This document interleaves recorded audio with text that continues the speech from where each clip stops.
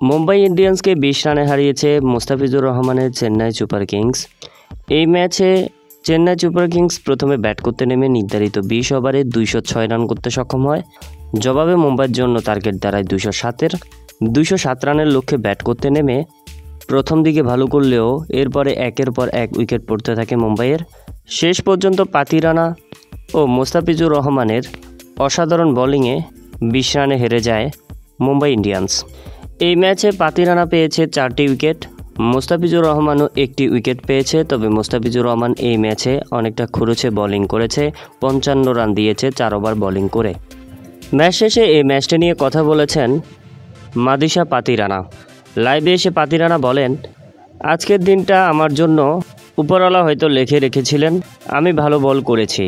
তবে একটা কথা বলতে হয়, আমার সতীর্থ প্লেয়াররাও কিন্তু ভালো বোলিং করেছে, যেমন মুস্তাফিজুর রহমানও কিন্তু ভালো বোলিং করেছে। আমি মনে করি মুস্তাফিজ অসাধারণ একজন বোলার, তাছাড়া সবাই ভালো বোলিং করেছে। পরিশেষে আমি একটা কথাই বলবো, মুস্তাফিজের কাছ থেকে আমাদের অনেক কিছুই শেখার আছে, এমন কথাই বলেছেন মাদিশা পাতি রানা।